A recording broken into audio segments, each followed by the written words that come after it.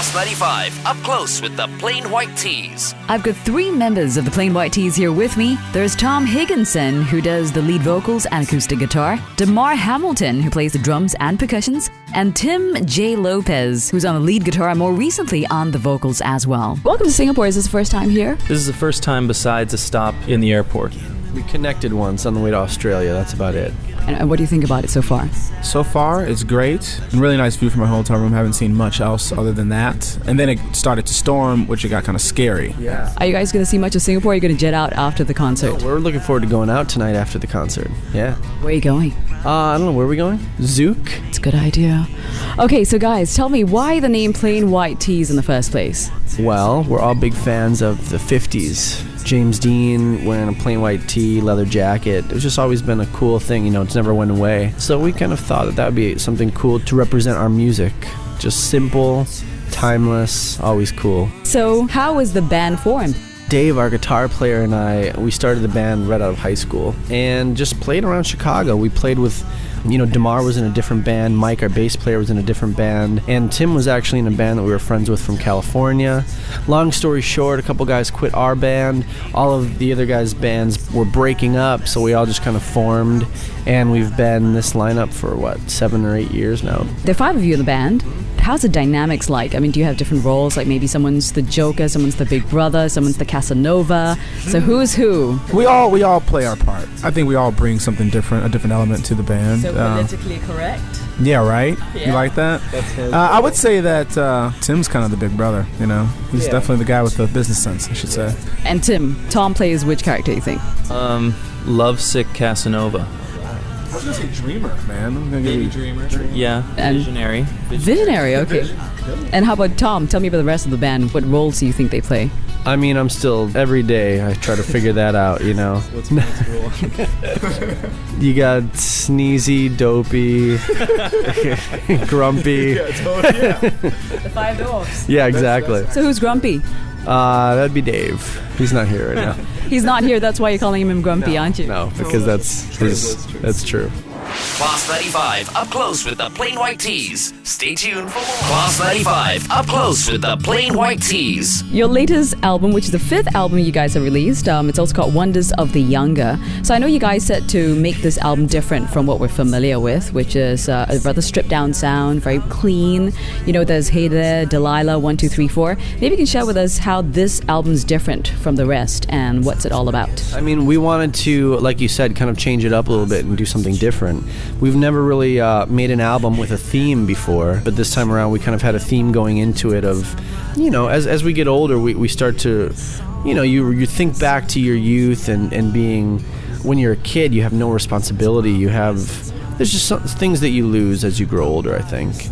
And this album was an attempt by us to kind of recapture a little bit of that sense of adventure and excitement that you have when you're a kid. I love the album, by the way. It's very feel-good, which is great. Thank you.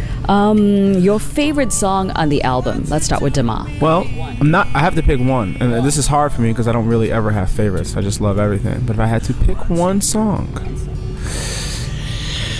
it's a tough one. Let's go. But I'm going to go with Rhythm of Love. It's just a feel-good song, you know? I mean, when I got the demo of that, I was like, wow, he did it. Did it right.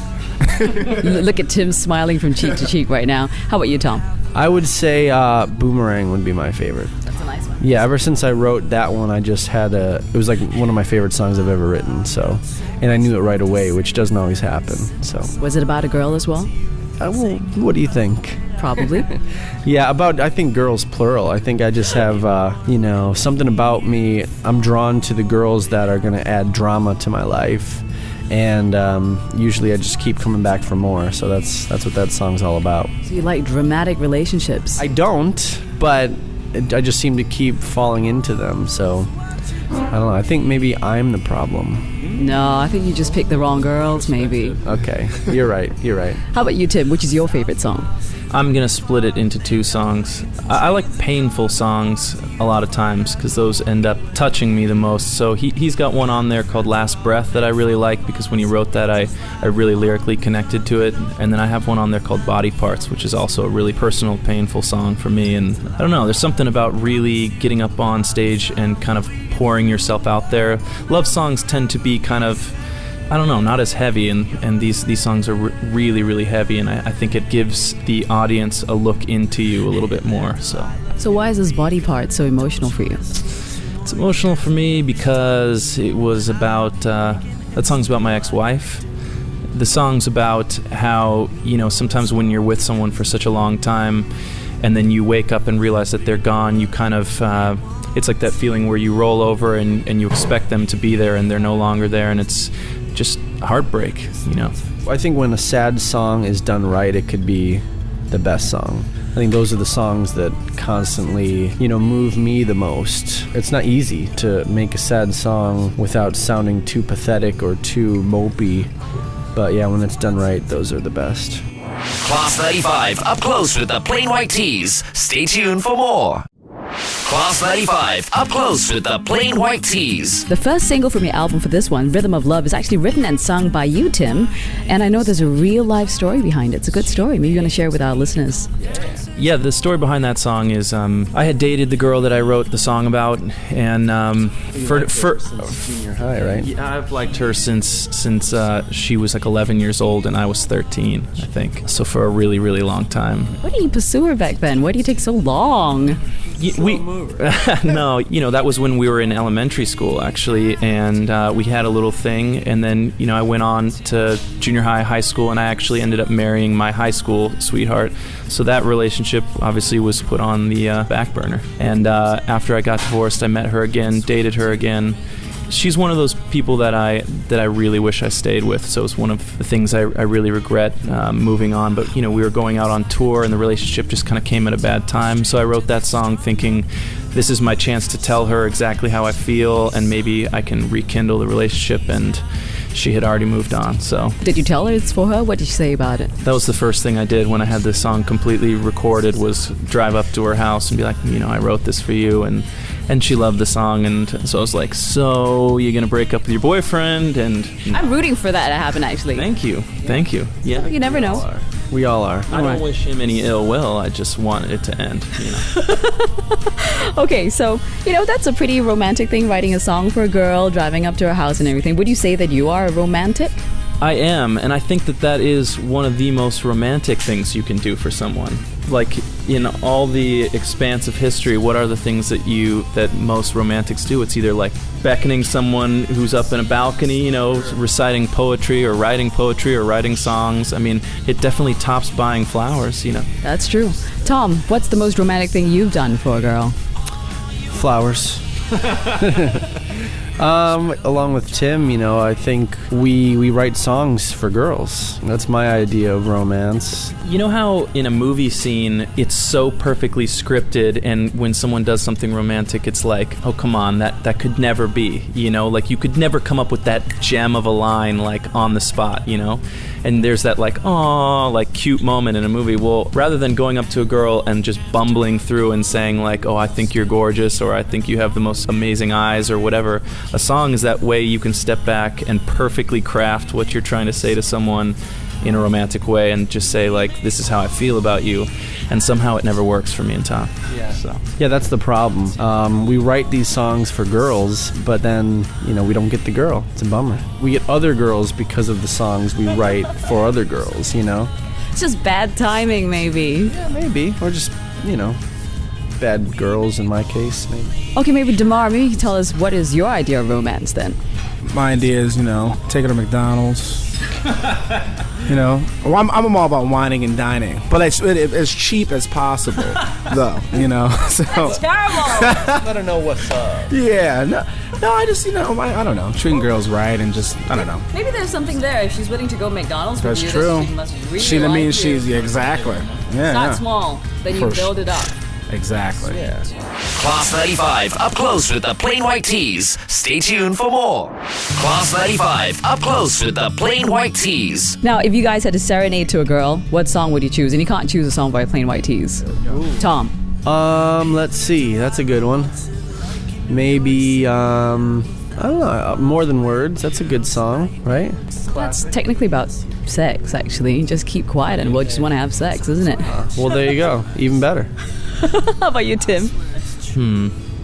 There's a song called All I Want Is You by U2. that it's very, very simple, you know, a couple chords and really smart lyrics. It's not about like the diamond ring or anything like that. It's just I just want you, and powerful lyric, moving. Maybe that one.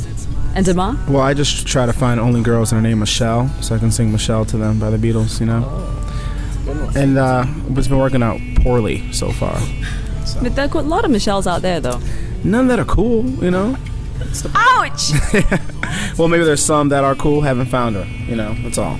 Okay, how about love mantra? Because you guys write a lot of love songs. Do you guys have a love mantra? You know, I think a lesson I've learned is that it really helps if you're great friends with the person. You take it really slow to begin with, because that sort of thing, you need a foundation. If it starts off too quick, my relationships tend to fall apart really fast. By starting off too quick, are you talking sexual? Sex, yeah. That and I'm tired of playing any sort of games with people. I'm trying to start off being really honest with myself so that I can be really honest with them, so that, you know, they know exactly where I'm coming from. How about you, Tom?